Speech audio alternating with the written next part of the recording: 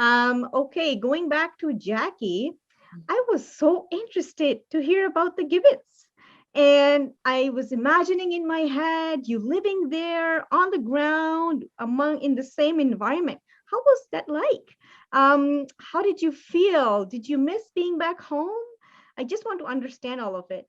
Yeah, those are all great questions. I mean, I absolutely love it. I'm super connected to the place. And, I was very coming from Burlington and, having the opportunity to go live and work in a jungle where it's a UNESCO World Heritage Site where I work. So it's a protected natural resource that also has a plethora of biodiversity. So there's wild elephants, there's wild tigers, there's king cobras, there's banded kraits, two of the most deadly snakes in the world, in addition to the beautiful primates that I study. But, coming from Burlington, of course, my first reaction was like, I cannot go to a rainforest where there's wild tigers and like these dangerous, deadly creatures. That seems crazy.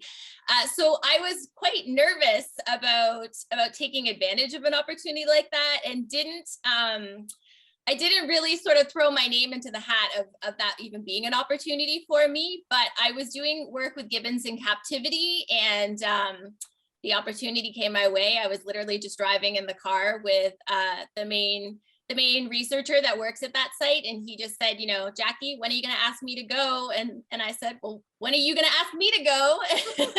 And I ended up on a plane to Thailand. Wow. So it was really not sort of expected. But once I got there, I completely fell in love with the area, the rainforest. I knew, I spent a lot of time growing up in Muskoka, in the summer, spending time in Muskoka, hanging out in Bronte Park and like going around to the provincial parks around here. So once I got into, what's equivalent to like Algonquin, a provincial park over in another country, then I realized, there's a lot more similarities than there are differences. And I can be just as comfortable here as I am in a forest in Canada.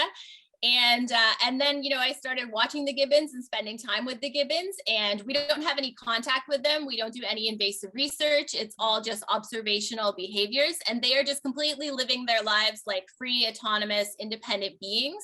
And I really love that whole atmosphere of me just kind of getting to observe what's going on and not interfering in what's going on in their lives, not being invasive.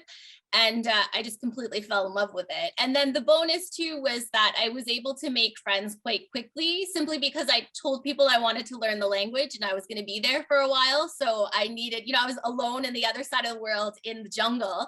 And there are a few people that live inside the park, park rangers and their families live and work inside that protected area. And so I just let people know that if they talk to me, I would learn the language, and I was really friendly. So please, I don't want to be by myself out here.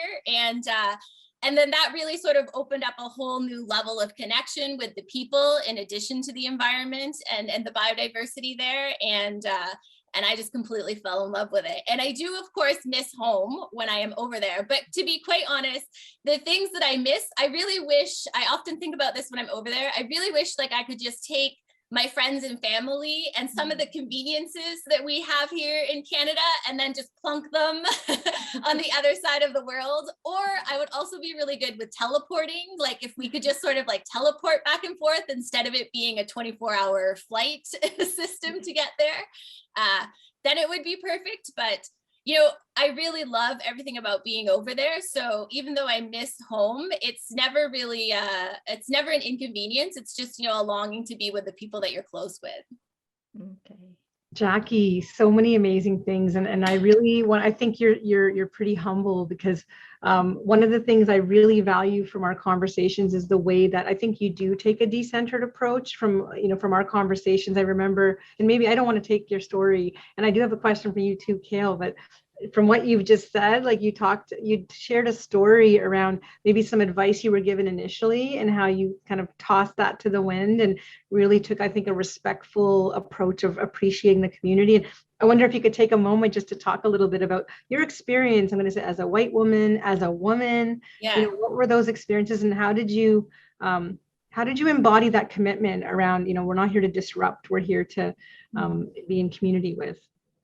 Yeah, that's a great question. So I think for myself, a lot of that comes from my training in anthropology. So before I started doing biological anthropology in grad school, where, we're looking at bones and anatomy and connections to the environment and all that physical kind of biological side of things, at McMaster, most of my focus in anthropology was in cultural anthropologists. So learning about people, behavior, creating our identities, how we're more alike than we are different, no matter where we are in the world. And so when I got to Thailand, it really was an opportunity to sort of mash all those ideas together. I know how connected we are to the environment as physical beings and biological beings. But being, in another part of the world where the culture is quite different. There's a lot of things they do over there that are very different than the things we do over here.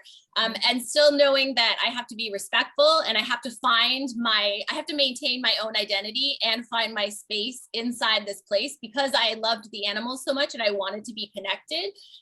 It was really important to me to sort of bring all that together by being respectful to the people around me, so that they liked me and they wanted me to stay.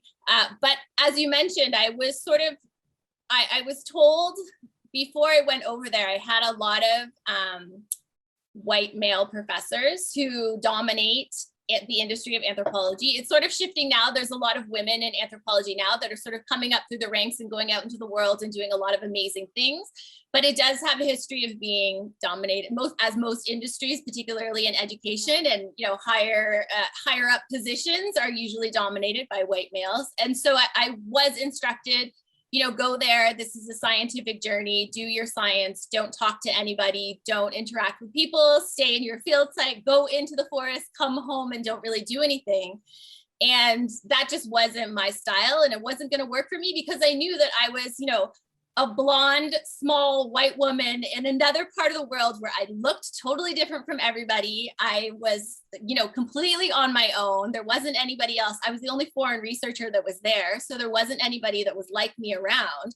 So if I didn't want to just die of loneliness, I had to connect with the people that were there. And that really had to be done on their terms, not mine, because I was in their environment. And so I sort of threw that advice out the door and said, thank you, respectfully said, I hear where you're coming from. I'm going to do things a little differently. And it definitely has worked for me because I have been able to maintain a long-term connection there in a place that I love so much and build, this whole universe of Prime Earth around it, helping people and helping animals in that area, connecting it to this side of the world here in Canada, but still, doing the science and maintaining a strong relationship with everyone there and doing the science that I was told to do in the first place.